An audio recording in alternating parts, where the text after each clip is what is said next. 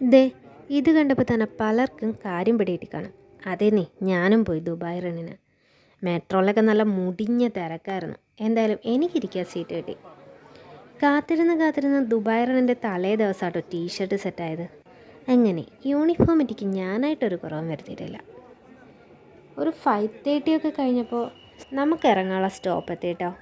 5 kilometre റൂട്ടാണ് ഞാൻ തിരഞ്ഞെടുത്തത്. അതുകൊണ്ട് വേൾഡ് ട്രേഡ് സെൻറ്റർ മെട്രോ സ്റ്റേഷനിലാണ് ഇറങ്ങിയത്. 10 കിലോമീറ്ററൊക്കെ ഓടണമെന്ന് ഭയങ്കര ആഗ്രഹമായിരുന്നു. പക്ഷേ അതിനുള്ള ആവതില്ല കേട്ടോ. പിന്നെ ഗൈസ്, ദുബായ് ഷേഖ് സിയാദ് റോഡിൽ അറുമധികം കിട്ടിയ അവസരമാണ്. എന്തോരം ആൾക്കാരാണിവിടെ. നിങ്ങൾക്കൊരു കാര്യം അറിയോ? Actually I am an introvert. ഒരുപാട് ആൾക്കാരെയൊക്കെ കാണുമ്പോൾ ഞാൻ വല്ലാതെ സ്ട്രെസ് അടിച്ച് പണ്ടാരടങ്ങിയൊരു പരുവാവാറുണ്ട്. പക്ഷേ ഇന്നത്തെ ദിവസം അത് ഞാൻ പൊളിച്ചു കേട്ടോ. പിന്നെ എല്ലാവരും കൂടി ഈ നടന്ന് എങ്ങോട്ടാണെന്നല്ലേ, സ്റ്റാർട്ടിംഗ് പോയിൻ്റ് തേടി പോവുകയാണ് ഗൈസ്.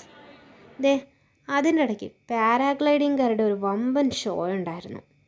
അത് കണ്ട് ഫോട്ടോസും വീഡിയോസും ഒക്കെ എടുത്തിട്ട് പിന്നെ ഞാൻ വിചാരിച്ചു, ദുബായ് റണ്ണല്ലേ, നടന്നാൽ മാത്രം പോരല്ലോ, നമുക്ക് കുറച്ച് ദൂരം ഓടാം.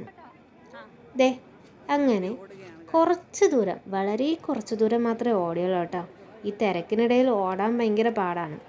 മൂക്കിടിച്ച് വീഴാൻ എനിക്ക് യാതൊരു താല്പര്യവുമില്ലായിരുന്നു.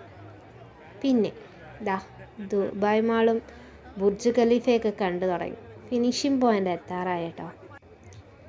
ഫിനിഷിംഗ് പോയിൻ്റ് എത്തുന്നതിന് മുമ്പേ പക്ഷേ ഞാൻ എൻ്റെ ഓട്ടം അവസാനിപ്പിച്ചു. പിന്നെ നേരെ പോയത് ദുബായ് മാൾ മെട്രോ സ്റ്റേഷനിലോട്ടാണ്.